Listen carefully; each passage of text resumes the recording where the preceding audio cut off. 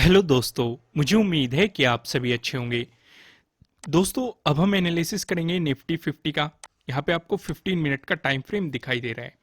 Bank Nifty के analysis की video आपको प्रोवाइड की जा चुकी है, जो कि आप चैनल पे जाके देख सकते हैं। यहाँ पे सिर्फ और सिर्फ हम डिस्कशन करेंगे निफ्टी 50 के बारे में। जैसे कि आपको यहाँ पे साफ साफ दिखाई दे रहा है कि बैंक निफ्टी में भी हमें एक रेंज देखने को मिली है और निफ्टी 50 में भी हमें एक रेंज देखने को मिली है। यहाँ पे अगर आप इंपॉर्टेंट लेवल्स की बात करें, आपको पहले ही बता दिया गया था कि 18,200 एक काफी इंपॉर्टेंट लेवल रहने वाला है, लेकिन इसका हमें ब्रेकआउट मिल चुका था तो हमने इसे एज ए सपोर्ट कंसिडर कर दिया था। अगला आपको रेजिस्टेंस बताया गया था 18,400। और यहाँ पे आज साफ साफ आप देख सकते हैं, आज के दिन मार्केट इसी लेवल पे रेजिस्टेंस की तरह एक्ट किया है। हर एक कैंडल 15 मिनट को रिप्रेजेंट कर रही है, यानी कि पहली कैंडल ने भी इसी लेवल पे रेजिस्टेंस लिया है, दूसरी कैंडल ने भी इसी लेवल पे रेजिस्टेंस दिया है। और यहाँ पे आपके लिए एक स्ट्रेटेजी भी काम की। यहाँ पे आपको डोजी दिखाई दी। अगर आप देखेंगे सेकंड वाली कैंडल को, आपको ये इस तरीके से दिखाई दे रही है, तो यहाँ पे आपको एक बेहतरीन सेलिंग अपॉर्चुनिटी भी मिल रही थी। किसने इस पैटर्न को पहचान लिया था वो कमेंट करके मुझे बता सकता है। तो यहाँ पे हमें और क्या क्या अपॉर्चुनिटी दिखाई दे रही है। उसके बाद मार्केट नीचे आया। अगर आप देखेंगे इस जोन में पहले मार्केट ने रेजिस्टेंस की तरह एक्ट किया था, अगर हम 11th की बात करें तो। फिर जब इसका ब्रेकआउट दिया, सेम ही जोन पे मार्केट सपोर्ट लेता हुआ दिखाई दिया। और अगर हम कड़ियों को जोड़े, आज के दिन भी इसी जोन में आपको एक बेहतरीन सपोर्ट दिखाई दे रहा है। तो अब यहाँ पे सवाल ये उठता है कि क्या मार्केट यहाँ पे सपोर्ट लेगा? अगर इसका ब्रेकडाउन देगा तो हमारी क्या स्ट्रेटेजी रहनी चाहिए? सारी चीजों को समझो। अब पहला डिस्कशन करते हैं। अगर आप यहां पे देखेंगे, अगर मार्केट ने इसका ब्रेकडाउन दे दिया तो यहां पे मार्केट को 14 के डे लो का भी ब्रेकडाउन देना पड़ेगा। तो यहां पे हमारे लिए डे लो के ब्रेकडाउन वाली स्ट्रेटेजी भी काम करेगी। लेकिन हमारे लिए एक इंपॉर्टेंट लेवल है 18,300। अगर इससे नीचे मार्केट जाता है तो आपको सेलिंग अपॉर्चुनिटी मिल सकती है। रीजन, क्योंकि यहां पे एक बड़ा गैप अप है, मार्केट ने अभी इसे गैप को फिल नहीं किया है।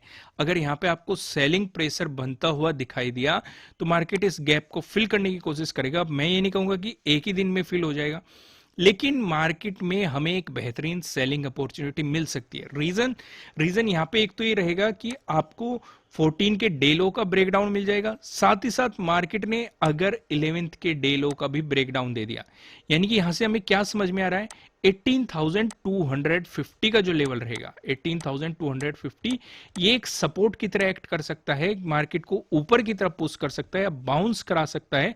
क्योंकि सेम ही लेवल पे हम पहले रेजिस्टेंस भी देख चुके।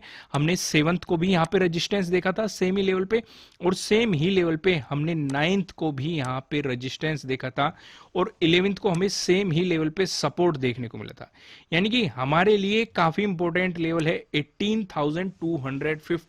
अगर इसका ब्रेकडाउन आ गया, फिर हमें यहां से भी एक एंट्री पॉइंट आपको मिल सकता है।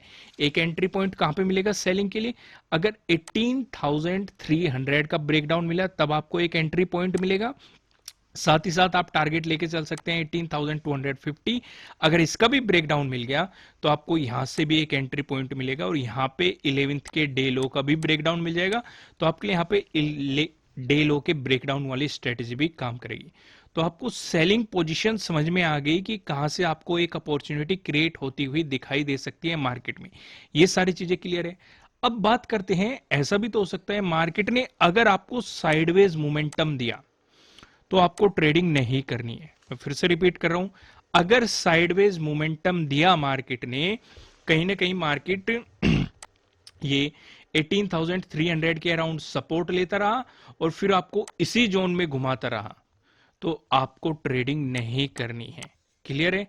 अगर यहां पे सपोर्ट लेके ऊपर की तरफ बाउंस करता हुआ मार्केट दिखाई देता है तो आपको इंतजार करना है 11th का जो डे हाई है इसका मार्केट ब्रेकआउट दे दे। अगर इसका ब्रेकआउट दे दिया, या तो 15 मिनट की कैंडल की क्लोजिंग आपको इसके ऊपर मिलेगी, या फिर 5 मिनट की कैंडल की क्लोजिंग आपको इसके ऊपर मिलेगी। मैं कंसीडर करता हूं 15 मिनट को, क्योंकि 15 मिनट का मुझे टाइम फ्रेम पर्सनली काफी पसंद है। अगर आप देखेंगे मेरी हर चार्ट में जहां पर भी मैं एनालिसिस करता हूं, 15 मिनट का टाइम फ्रेम यहां पे लगा रहता है। अगर उस कैंडल की क्लोजिंग आपको ऊपर की तरफ मिलती है तो सीधे सीधे मार्केट 18,400 तक अप्रोच करता हुआ दिखाई दे सकता है। अगर इसका ब्रेकआउट मिल गया अच्छे खासे वॉल्यूम के साथ, तो यहां से भी आपके लिए एक और एंट्री पॉइंट क्रिएट हो सकता है। लेकिन अगर ब्रेकआउट मिला और वॉल्यूम नहीं आया, तो आप अपने स्टॉप लॉस को ट्रेल करते रहिएगा और अपने प्रॉफिट को बुक करने की कोशिश कीजिएगा। यहां तक चीजें क्लियर हैं? आगे बढ़ते हैं। मार्केट में हमें और क्या क्या सिचुएशन नजर आ रही है।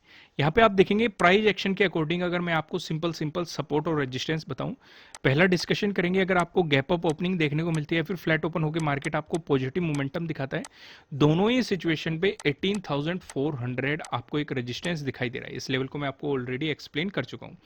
अगर इसका ब्रेकआउट मिलता है, फिर आप देखेंगे 18,500 आपके लिए नेक्स्ट रेजिस्टेंस जोन रहने वाला है।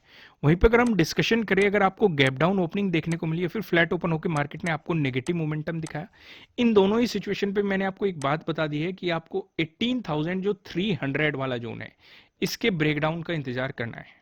क्लियर है?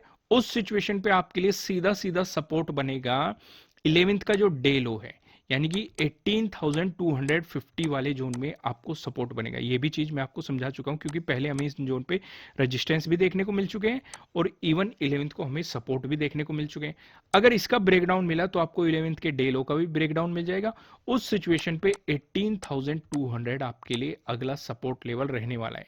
यहां पे बात करेंगे तो आपको यहां पे बेहतरीन रेजिस्टेंस पहले भी दिखाई दे रहे हैं, इवन सपोर्ट भी आपको यहां पे दिखाई दे रहे हैं, लेकिन ज्यादातर आपको यहां पे रेजिस्टेंस दिखाई दे रहे हैं। क्लियर है? और हम जानते हैं अगर कोई रेजिस्टेंस जो है ब्रेकआउट मिलता है, तो आपके लिए सपोर्ट की तरह एक्ट करता है। इतनी बातें हम सभी जानते हैं। तो यहाँ पे प्राइस एक्शन के अकॉर्डिंग मैंने आपको इंपॉर्टेंट सपोर्ट और रेजिस्टेंस जोन बता दिए। अब एक नजर हम नो ट्रेडिंग जोन पे भी डाल लेते हैं। यहाँ पे आप देखेंगे आपको दो रेड लाइन दिखाई दे रही है। ऊपरले वाला लाइन की बात करेंगे 18,360 की है, जो कि आप देखेंगे 11th का डे हाई भी है। नीचले वाला लाइन की बात करेंगे 18,311 की है, जो कि आज का यानी कि 14 का डे लो भी है। जब तक मार्केट आपको इस जोन में दिखाई देता है, आपको मार्केट में कोई भी पोजीशन नहीं बनानी चाहिए, आपको मार्केट को जस्ट ऑब्जर्व करना चाहिए। अगर मिलता है इसका ब्रेकआउट, प्राइस ऊपर सस्टेन करता है, तो आपको मिल सकती है बाइंग अपॉर्चुनिटीज। इस केस में मार्केट जो 14 का डे हाई है, इसे अप्रोच करने की कोशिश करेगा। और इसका ब्रेकआउट मिलता है, तो मैं आपको ऑलरेडी ऊपर की तरफ लेवल बता चुका हूं। वहीं पे मिला आपको, अगर इसका ब्रेकडाउन प्राइस नीचे सस्टेन किया, तो आपको मिलेगी सेलिंग अपॉर्चुनिटीज। यहाँ पे एक तो आपको 14 के डेलो का ब्रेकडाउन मिल रहा है, तो आपके लिए यहाँ पे डेलो के ब्रेकडाउन वाली स्ट्रेटेजी काम करेगी, और सीधा सीधा 11th का जो डेलो है, मार्केट इसे अप्रोच करने की कोशिश करेगा। यहां तक चीजें क्लियर है? अब एक नजर हम पिवट पॉइंट पे भी डाल लेते हैं कि पिवट पॉइंट हमें कौन कौन से लेवल्स के बारे में बता रहा है। अगर बात करें निफ्टी 50 में, आपको एक पॉजिटिव मोमेंटम देखने को मिला। उस स्थिति में जो हमें पहला रेजिस्टेंस दिखाई दे रहा है, ये 18,362 पे नजर आ रहा है।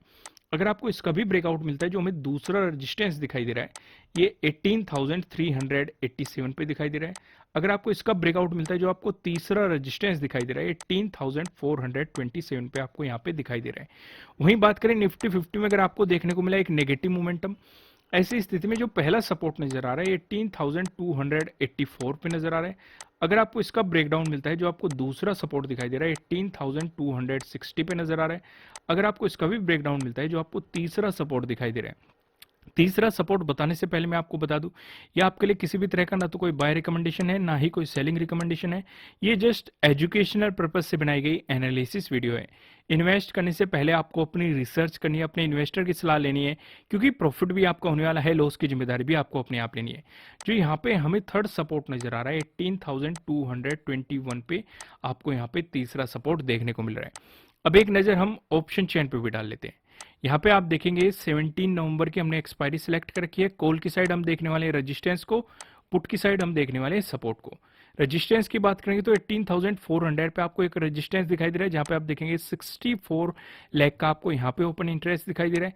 अगर इसका ब्रेकआउट मिलता है, फिर आप देखेंगे 18,500, जहां पे आपको 68.6 लाख का यहाँ पे ओपन इंटरेस्ट दिखाई दे रहा है। वहीं पे बात करेंगे सपोर्ट की, तो 18,300 पे आपको एक सपोर्ट नजर आ रहा है, जहां पे आप देखेंगे 56.2 लाख का आपको यहाँ पे ओपन इंटरेस्ट दिखाई दे रहा है। अगर इसका ब्रेकडाउन मिलता है, फिर आप देखेंगे 18,200, जहां पे आपको 38.4 लाख का यहाँ पे ओपन इंटरेस्ट दिखाई दे रहा है।